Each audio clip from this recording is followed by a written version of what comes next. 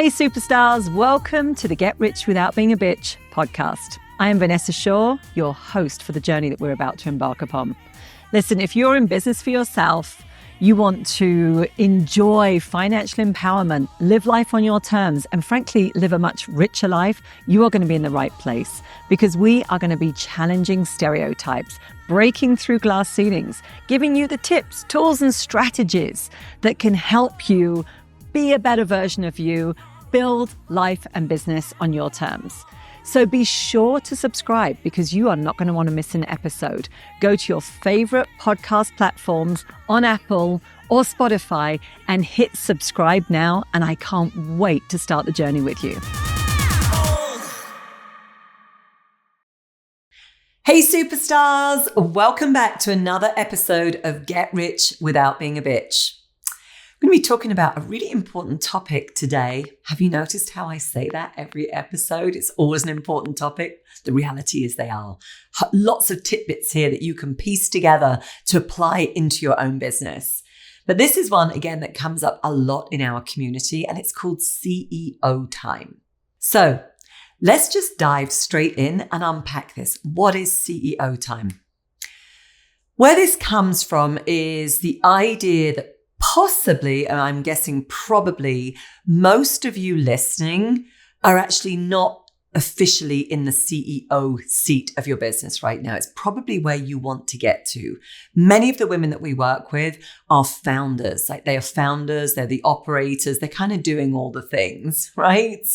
And they have more time working in their business than they have working on their business. So they're working with their clients, all the pieces that need to go together operationally, right? They've got lots of deliverables that they have to do. They're typically very responsible for all of it. And the one piece that can get really neglected is this idea of CEO time. How do we practically grow a business when we're in the thick of the weeds of the business pretty much every day, right? And some of you are going to be really deep in the weeds a lot. And some of you are possibly coming up for air and keep finding yourself being dragged back down to it. What's so interesting, and you may have even heard this before, but we can always tell what people really value by looking at their calendar. There's something that we, in personal development, it's certainly, I've heard it many times, like look at people's checkbook. Now, I know not so many people are writing checks these days. So perhaps we need to look at, bank balances or credit card statements or something else. But the saying goes, look at somebody's checkbook, look at their calendar, and you will see what is most important to them. And I love looking at clients' calendars. Like when people are saying, oh my gosh, I've got no time. I've got so busy. I'm exhausted. All of these things. It's like, let's look at your calendar and actually see what's going on there. And if I don't see CEO time actually allocated on your calendar, we know full well that your business is going to be stagnating. You haven't got time to work on the growth activities.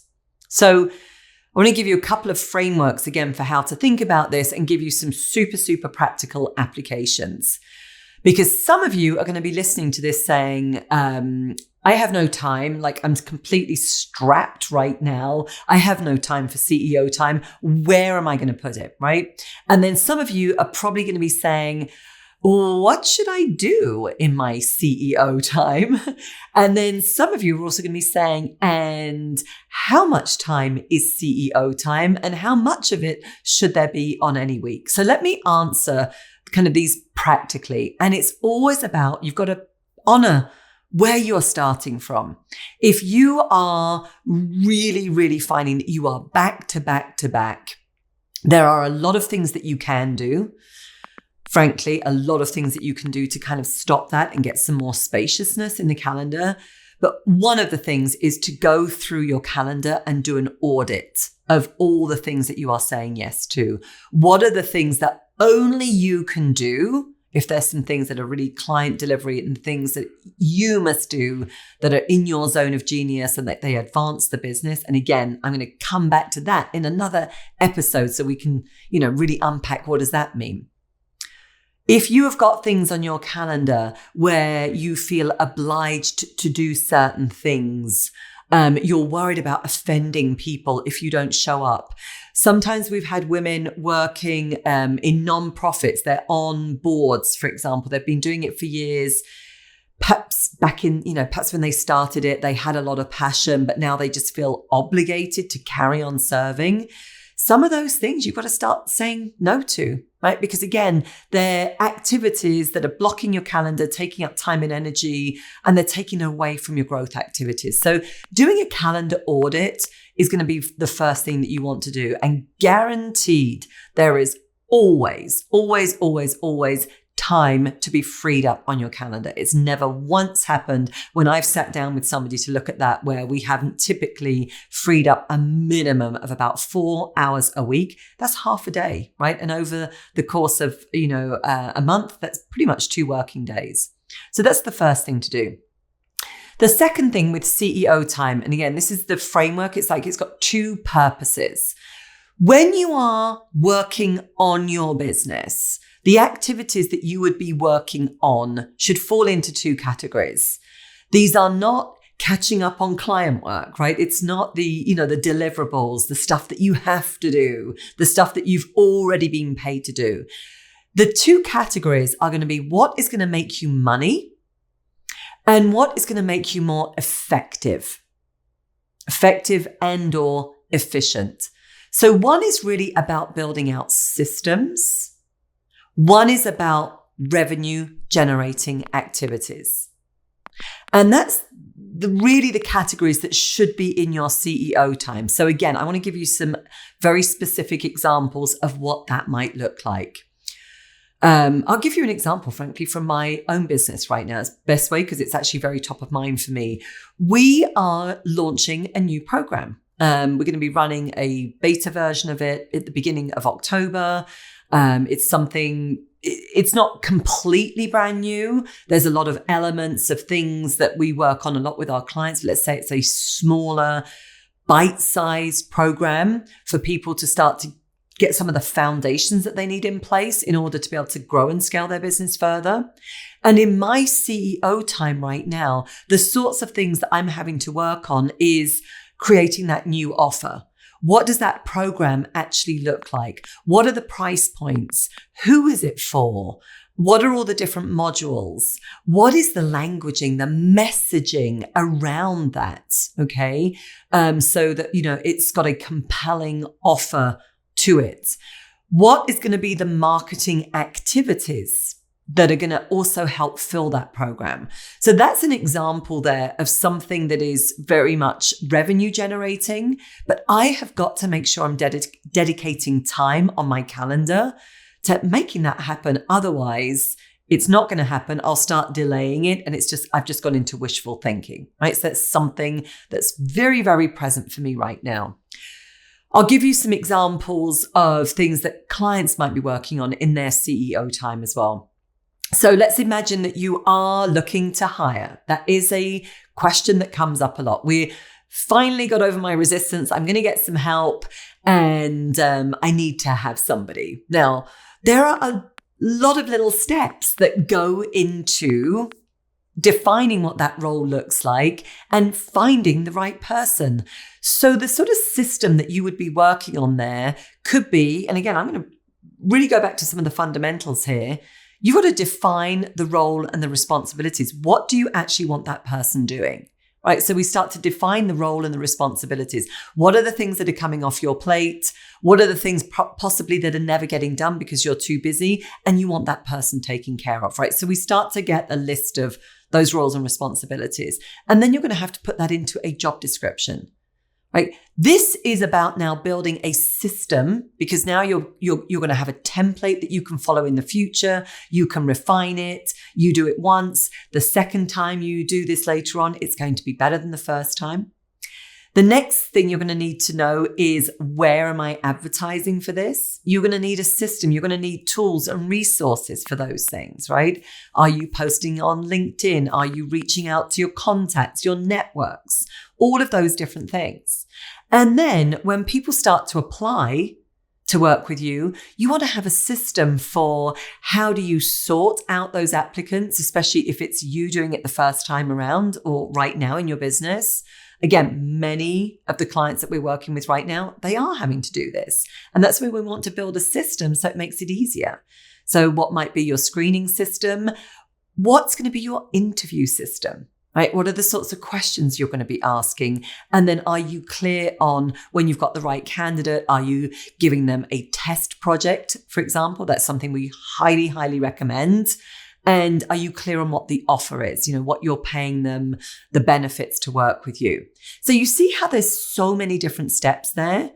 But those are the sorts of things that if you don't have dedicated CEO time, I can guarantee that you will cobble that together. Right? You won't have a system.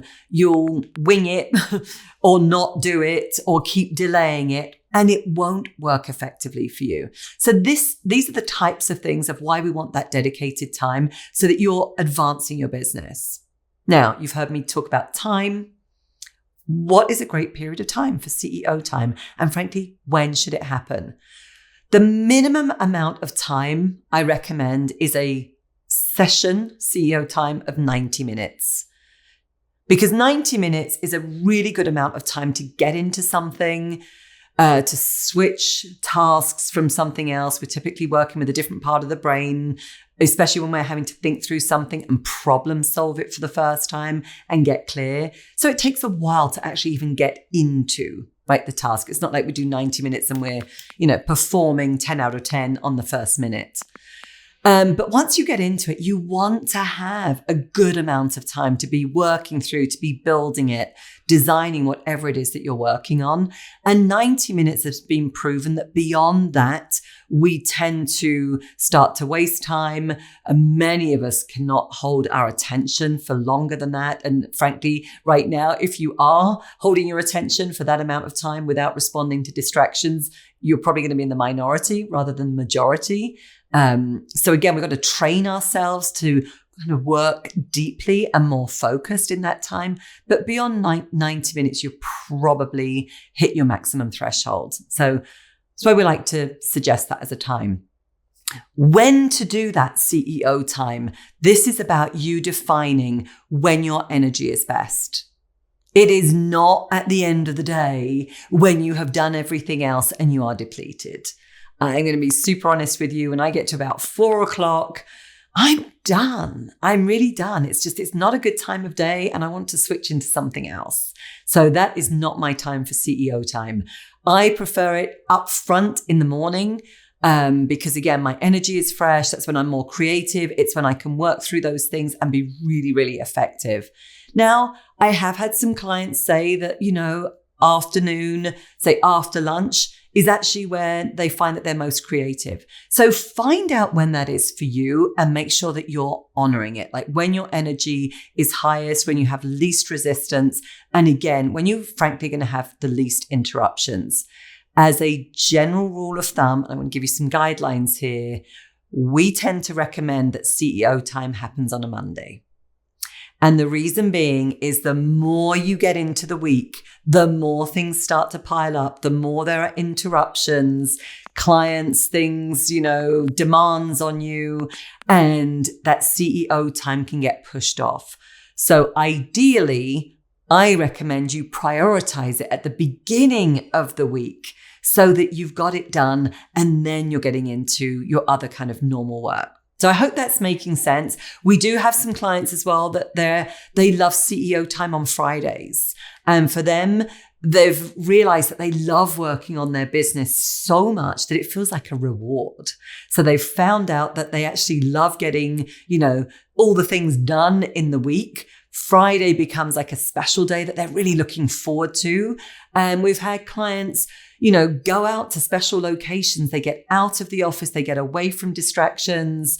We've even had some clients build in, CEO weekends or a CEO overnight and book themselves into a kind of a local hotel where they can really be completely away from distractions and all of those other demands of daily life so that they're working on their business. So I hope you're hearing here that there's a lot of practical tips to CEO time. And there's also a lot of creativity as well. Like, make it work for you, but make sure that in your CEO time, you are, yes, building systems for the future that are going to make your business better, more effective, and more efficient. And that you are also working on those revenue generating activities. Can't wait to hear from you, superstars. Let me know what's resonating in this episode today. Share with me your tips. How are you making CEO time work for you? Love to hear that. And as always, please leave a positive review on your Apple platforms or on Google, Spotify, wherever you are listening in to this podcast. It helps us reach more women and make a much, much bigger impact in the world.